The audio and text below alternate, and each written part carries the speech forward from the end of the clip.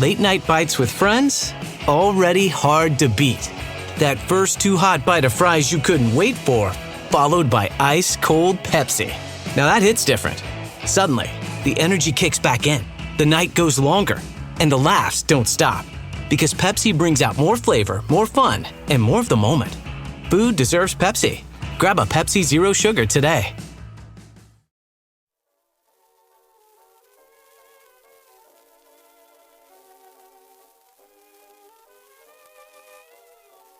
The Lindberghs had spent years searching for a quieter kind of life.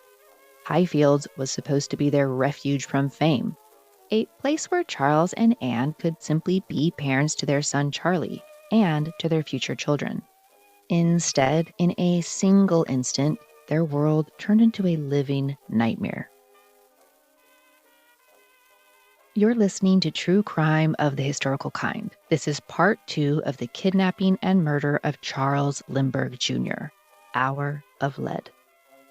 Charlie's nursery had been a special place, filled with the joys and comforts of childhood. A small fireplace warmed the room. His dark wooden crib with its high spindles stood beside a wall decorated with a whimsical little world of houses, trees, and cars.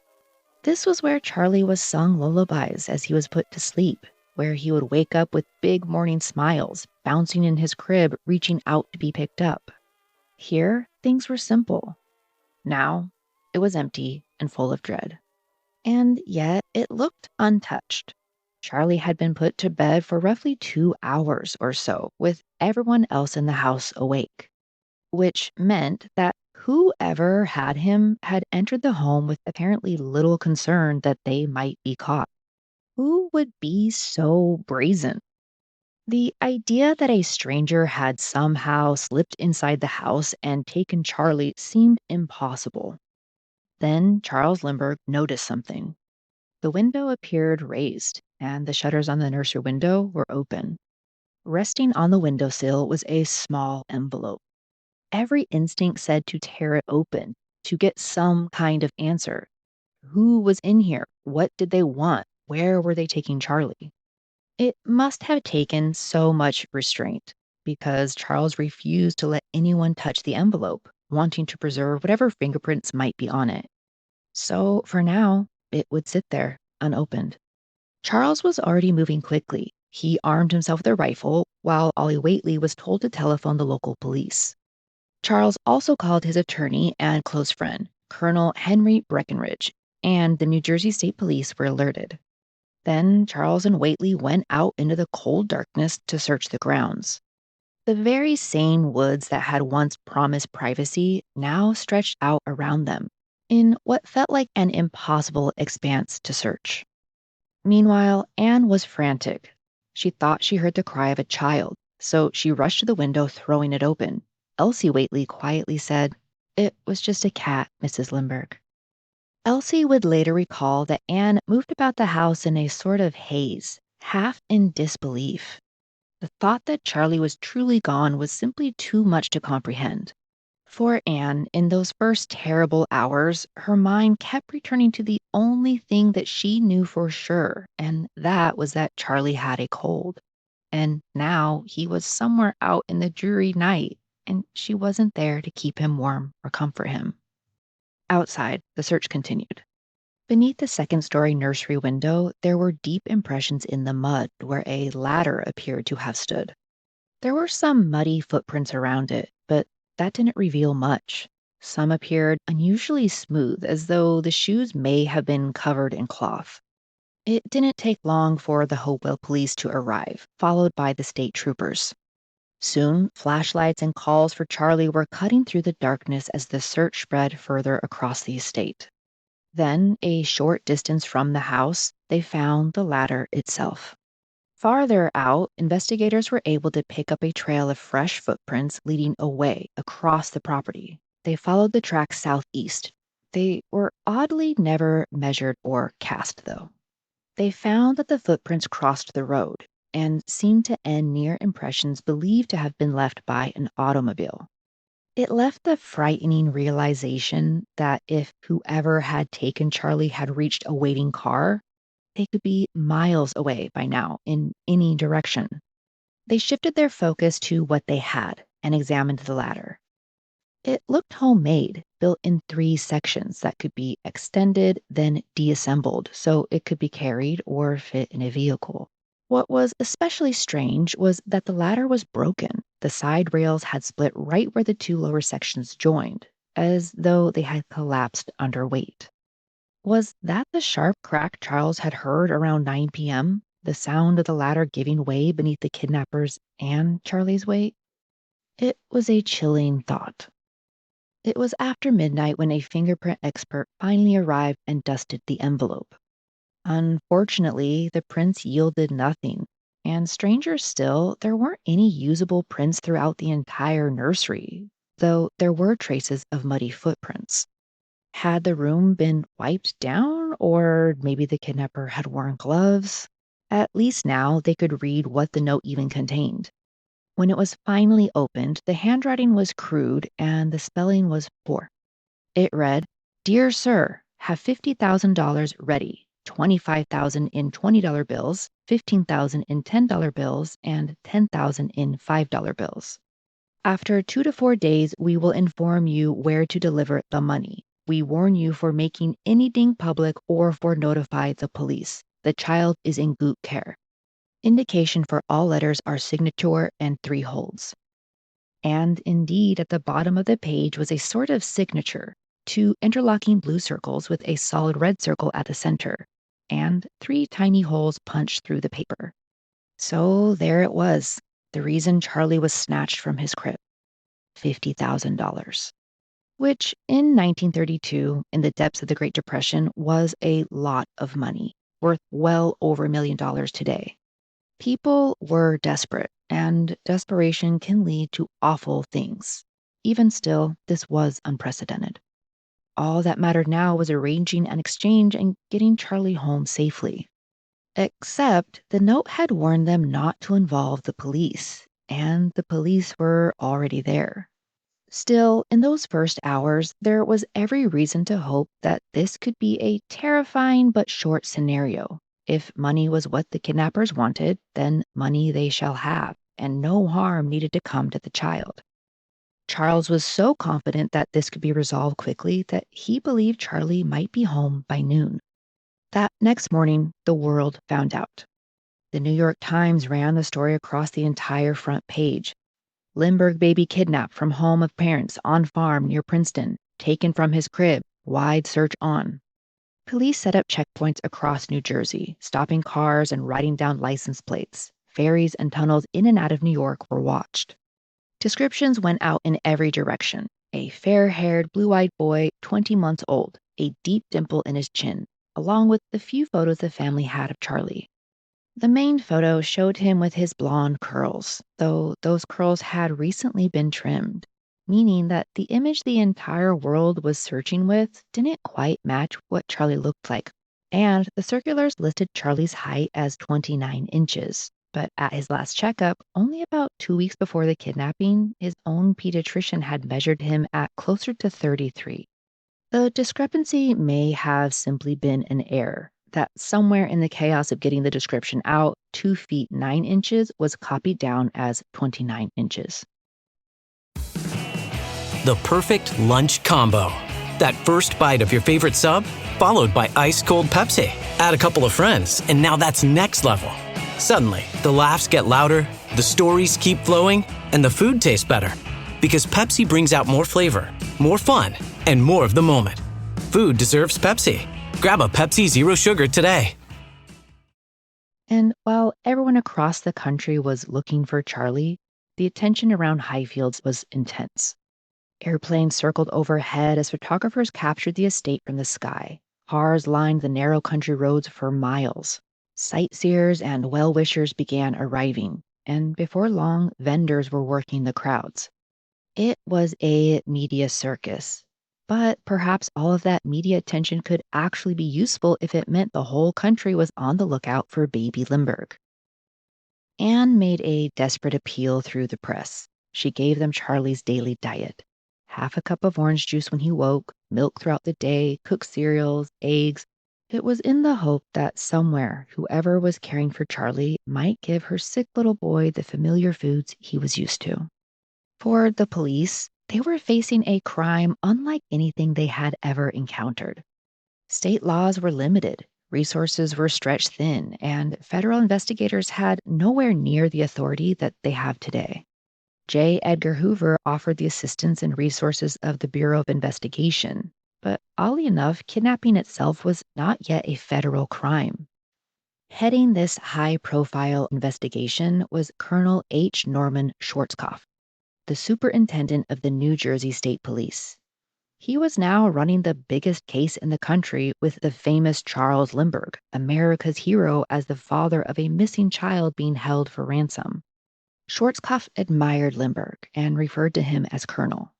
In this strange dynamic, Charles' celebrity allowed him to all but take control of the investigation, despite having no police experience himself. He was reviewing evidence, following leads, participating in searches, and having a say in who was or wasn't questioned. People recall him being stoic and calm, handling the unimaginable stress with control and little to no emotion. Perhaps this was his way to cope, keeping himself busy and focused. For Anne, every telephone ringing through the house brought the possibility that this was the call, that her son had been found. Every car coming up the long driveway brought another moment of hope. And every hour without word became harder to bear. She was pregnant with their second child and channeled her agony into writing. I must write it all out at any cost. So she did just that. She wrote letters to her family and began recording each day's events. She filled page after page in her diary. She seemed to force herself towards optimism. Charlie would be okay. Whoever had him needed him alive. That was the point of a ransom, right? Otherwise, all she could do was wait. And that is a torture in and of itself. With so little physical evidence, investigators worked with what they had, and what they had was the ransom note. They honed in on the odd phrasing and punctuation. The spelling seemed phonetic, as if German had been the writer's first language. And with the $sign that was written after the numbers is also how German speakers write currency. At the same time, that seemed so obvious that it could also have been someone framing it this way to throw them off on purpose. That certainly fit the country's perception of immigrants at the time, that they were criminals lacking morals. Another suspicion was that the perpetrators seemed to know a lot about the Lindbergh household. Highfield had many windows, yet the kidnapper had apparently gone directly to the second-story nursery, prepared with the ladder, and went to the one window that had a shutter that wouldn't latch. As we know, the Lindberghs normally spent their weekends at Highfields and returned to the Morrow home in Inglewood during the week. They were never there on Tuesdays. Staying was a quick decision because Charlie had developed a cold. How many people would have known that? The nighttime routine where Charlie was put to bed but still being checked on in a house where the adults were still up, and Lindbergh came home unexpectedly. It seemed as if they had to have had inside help. Information must have been shared, either intentionally given or not. So attention turned toward the people around them. Employees at both Highfield and the Morrow estate were questioned and investigated. Early suspicion fell on Betty Gow and her boyfriend, who was a Norwegian sailor named Henry Red Johnson, who had telephoned the house that very evening. Johnson was questioned extensively. His movements were checked, and eventually investigators were satisfied that his alibi held. They also questioned Violet Sharp, a maid in the Morrow household, but she seemed nervous and evasive, which quickly drew the investigators' attention. She struggled to give a clear account of where she had been on the night of the kidnapping, and investigators came away from the early interviews suspicious that she might know more than she was telling them. The Whateleys and others cooperated, but nothing immediately stood out. Within the first few days of the kidnapping, before the kidnappers had even made contact again, Lindbergh began looking for help outside of law enforcement. If the people who had taken Charlie moved within the criminal underworld, as it was assumed, someone in that world would have to know something. That led to communication with a Broadway fixer named Mickey Rosner. He claimed that his connections could bring Charlie home within a week. And despite Schwarzkopf's reservations, Lindbergh was willing to try. Rosner was given money for his expenses and brought in two men with connections to Prohibition-era speakeasies in New York, thinking that these were the type of people that the kidnappers might communicate with. Even Al Capone offered to help from his jail cell. He claimed his connections could help recover the baby if authorities would only release him. But the offer was declined. The gangland channels were going nowhere, yet the tips kept pouring in by the thousands. There was a switchboard set up in the Lindbergh's garage attempting to manage the stream of sightings, suggestions, psychic readings, and even threats. Leads were followed, but it was all useless. With every passing day, they seemed no closer to knowing who had taken baby Lindbergh. In days that felt like years, another ransom note arrived on March 6th. It had been mailed 2 days earlier, postmarked March 4th from Brooklyn, New York. And it carried the same strange signature of the interlocking circles and three holes. Now, the kidnappers appeared angry. The Lindberghs had done exactly what the first ransom note warned them not to do. They had gone to the police. And by then, of course, the entire country knew. The kidnapping was all anybody was talking about. The kidnappers complained that the Lindberghs had made the kidnapping a world affair. So, until the police backed away and the newspapers quieted down, there would be no meeting. And the price of Charlie's safe return had gone up from $50,000 to $70,000. On March 8th, a third note was delivered at Henry Breckinridge's office, rejecting the intermediaries chosen by the Lindberghs. At the same time, a 72-year-old retired school principal from the Bronx named Dr. John F. Condon had read Lindbergh's statement and published a response. He offered $1,000 of his own money towards the ransom and that he could be the intermediary. Condon was eccentric and outspoken. He was a familiar figure around his neighborhood, and he was known for writing letters to the local newspaper. Like so many Americans at the time, he idolized Lindbergh and was outraged by the kidnapping. Interestingly enough, the kidnappers saw this and agreed. A note was delivered to Condon, and he began commuting through a coded name, Javzi, a phonetic rendering of his initials, JFC.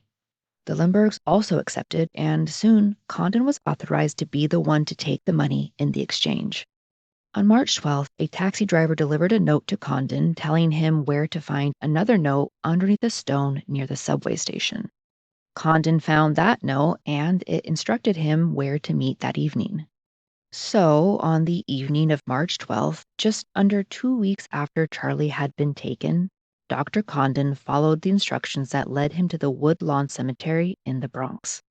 Meeting in a cemetery was certainly morbid, but it was also practical. It was isolated, dark, with plenty of escape routes. Condon waited in the dark. Then, from the shadows, there was a man signaling with a handkerchief. The figure called out, "Have you got the money?" Condon held his ground. He hadn't brought the money, not without proof of life. For the next hour, the two men talked. Much of what we know about this meeting comes from Condon's account. The mysterious man in the dark would come to be known as Cemetery John. Condon did his best to study him, trying to memorize anything that could identify him later. He described a man of average height and build, a hat pulled low over his face, and a voice with a foreign accent. In Condon's impression, it was Scandinavian or German. He also noticed something unusual, a fleshy lump at the base of the man's left thumb. Cemetery John claimed that he was only a messenger. He was a part of a gang, and this was simply a business transaction. He said that the baby was safe on a boat, being cared for by two women. Then Cemetery John said something that struck Condon the wrong way. When, according to Condon, the man suddenly asked, "Would I burn if the package is dead?" Condon froze. "Is the baby dead?" Cemetery John backpedaled. The baby was alive, he insisted. Before they parted, Condon stood firm and demanded proof. They had to know that Charlie was alive. Cemetery John promised to send proof. 4 days later, a package arrived in the mail.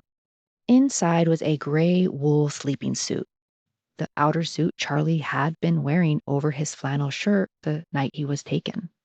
And sure, the suit confirmed that whoever Condon was communicating with had access to Charlie, but it still didn't prove Charlie was alive or okay. In an agonizing back and forth that felt like a sick and twisted game, communication continued through March. The notes kept insisting on giving the money. They even threatened to raise the price to $100,000. One note received on March 21st even claimed that the kidnapping had been planned for over a year. That only raised more questions about how much the kidnappers knew about the family. Then, on March 29th, Betty Gao found something on the grounds of Highfields, near the entrance of the estate. It was Charlie's thumb guard, the tiny metal and string device he wore at night to keep him from sucking his thumb. He had been wearing it the night he was taken, and it was still tied in its knot. How had anybody not seen it? Was it dropped that night, or did it appear later as a taunt? There was no way to know, and it just left more questions than answers. By the end of March, the Lindberghs were desperate. They felt they had no choice but to arrange a payment, to cooperate just enough to finally learn where Charlie could be retrieved. Condon put a message out in the newspapers that they were ready, no police, and they had the money. Another taxi driver delivered a message to Condon of where to find a note hidden somewhere nearby. When Condon found it, it was confirmed. The exchange was set for the evening of Saturday, April the 2nd. Lindbergh wanted no tricks, nothing that might endanger Charlie. Even when the Treasury Department insisted that they record the serial numbers of the bills, Lindbergh resisted at first. Though, in the end, the bills were recorded, and much of the ransom was paid in gold certificates. Officials reasoned it would be easier to set apart from ordinary currency if they appeared in circulation. The ransom demand still stood at $70,000, but $50,000 was carefully packed into a custom-built wooden box. Another $20,000 was on hand if needed. This time, the meeting was at St. Raymond's Cemetery. Mr. Lindbergh insisted on coming along and that no police be involved. As Condon waited, there was an eerie silence. He began to wonder if anyone was going to show up at all. Then the voice called out, "Hey, doctor." Lindbergh was waiting nearby in his car, and he heard the voice too. It was Cemetery John. Dr. Condon told him that the family could only raise $50,000, not $70,000. Which was really just a way to bargain if necessary. Cemetery John accepted the box and, in return, handed over a sealed note. He said that the instructions inside would lead them to the missing child. They were not to open the note for 6 hours. And, just like that, he walked away into the darkness. Since no police were involved, no one followed him. Waiting any amount of time to find out where Charlie was an impossible request. A short drive away, Lindbergh ripped the envelope open and read, "The boy is aboard Nellie. It is a small boat 28 feet long. 2 persons are on the boat. The are innocent. You will find the boat between Horseneck Beach and Gray Head near Elizabeth Island." Within hours, the rescue mission was underway. Lindbergh took to the air himself, flying low over the water, searching for the little boat that had his son, thinking this could finally be over. They would find Charlie and this horrible nightmare would end. They scoured the coastline and surrounding waters for hours. But no matter how many times he passed over, he found nothing. There was no boat named Nellie. Charles could only say, "We've been double-crossed." Hope collapsed, though Lindbergh continued to search. In their desperation, they turned toward another possibility. A boat builder named John Hughes Curtis had been claiming that he was in contact with the real kidnappers, who he said was a gang, holding the baby aboard a boat somewhere off the Atlantic coast. It was another thread, and Lindbergh had very few left to pull. So, through the first days of May, he followed Curtis from one promised rendezvous to the next, spending days aboard a yacht off the coast, waiting for a signal that never came. And that is where Charles Lindbergh was on May 12th of 1932. On May 12th, 72 long and painful days had passed since the kidnapping. A man named William Allen was going about his day. Allen was a truck driver's assistant, and he and the driver, Orville Wilson, were hauling a load of timber along the road between Hopewell and Princeton, when Allen asked to pull over so he could make a quick trip into the woods to relieve himself. He walked not far into the trees when he saw something strange on the ground. It took a moment for his brain to comprehend what he was looking at. There, in a shallow depression, partly covered by leaves and debris, was the badly decomposed body of a small child. It didn't take long to guess who this might be. Allen hurried back to the truck, and authorities were alerted. Within hours, the quiet stretch of road filled with state troopers, detectives, and officials. The body laid only about 45 feet from the highway, roughly 4.5 miles southeast of the Lindbergh home. Nearby, investigators found a burlap sack, and inside it, strands of fine blonde hair. It raised the disturbing possibility that the sack had been used to carry Charlie away from his home. Investigators began examining the scene and the remains. The condition of the body made that difficult. There had been significant exposure to the elements, and it looked as though animals had damaged the remains. A part of an arm and leg were missing, but the skull provided something much more significant. There was extensive damage to the head, including a fracture to the left side of the skull. When the body was turned over, part of the face seemed oddly preserved. They were fairly certain of who this was. And if that was the case, this was no longer a kidnapping, but a murder. The remains were taken to Trenton, where an examination was performed. Anne, now about 6 months pregnant, was at Highfields when word came in that the body of a small child had been discovered in the woods near Hopewell. At first, there was still room for hope. It hadn't been confirmed. Maybe it wasn't Charlie. Colonel Lindbergh was still at sea, waiting on Curtis's promised contact, when a radio message reached the yacht, telling him to return at once. Only when he came ashore was the news broken fully. A child's body had been found in the woods, minutes from where they lived. He rushed back. The body would need to be formally identified. So Betty Gow bravely came forward. She had cared for Charlie nearly every day of his short life. She knew his expressions, his laugh, how his smile turned up at the corners of his mouth. Now she would need to offer one last act of service, to look upon the small body, the little overlapping toes on his right foot, and the tiny homemade flannel shirt. She confirmed this was Charles Lindbergh Jr. Colonel Lindbergh came next. Those in the room watched the most famous man in the country walk to the table and examine his son, asking questions like an investigator. Then he said quietly that this was indeed his son. The official cause of death was from a severe injury to the head, and that more than likely he had been dead for roughly 2 months. The gut-wrenching reality was that while the family negotiated, while Anne waited by the telephone, while Condon sat in the cemetery, while the ransom was packed and paid, while the entire country prayed and hoped, more than likely, Charlie had been there, alone in the woods, only miles from home. At Charles's instruction, Charlie was cremated the next day. He reportedly watched it himself. There would be no funeral and no public gravesite for the crowds and curiosity seekers who had already consumed so much of the family's life. The fear of spectacle was justified. In the hours after the body had arrived at the Trenton morgue, a photographer reportedly broke in and photographed Charlie's remains. By several accounts, copies were then sold on the street for $5 apiece. Some time later, Charles went up in a plane over the Atlantic and scattered his son's ashes over the water. Anne's grief led her to lean into her love of literature. She was inspired by the words of Emily Dickinson. After great pain, a formal feeling comes. The nerves sit ceremoniously like tombs. The stiff heart questions, was it he that bore, and yesterday or centuries before? The feet mechanical go round, a wooden way, of ground or air or aught, regardless grown, a quartz contentment like a stone. This is the hour of lead, remembered if outlived as freezing persons might recollect the snow. First chill, then stupor, then the letting go.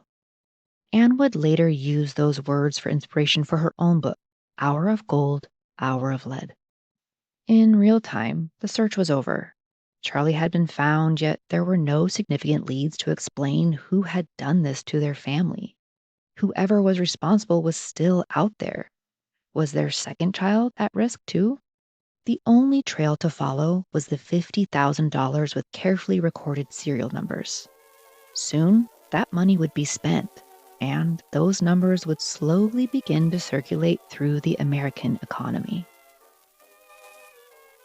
This was True Crime of the Historical Kind. Thank you so much for listening, and thank you so much for your kind words. I always appreciate when you guys leave comments. I do this completely alone, so sometimes I forget that people actually listen to this. So I really appreciate it. Thank you. If you're not already following, make sure to do so that you don't miss part 3. Until next time, bye.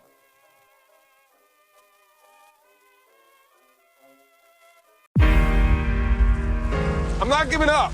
I am selling the building. The final season of FX's The Bear. The restaurant is flooded. Everything's either gonna be okay. No, stop! Or not. We are outgunned and we are outmanned, but we have each other. FX's The Bear, the final season. All episodes now streaming on Disney+.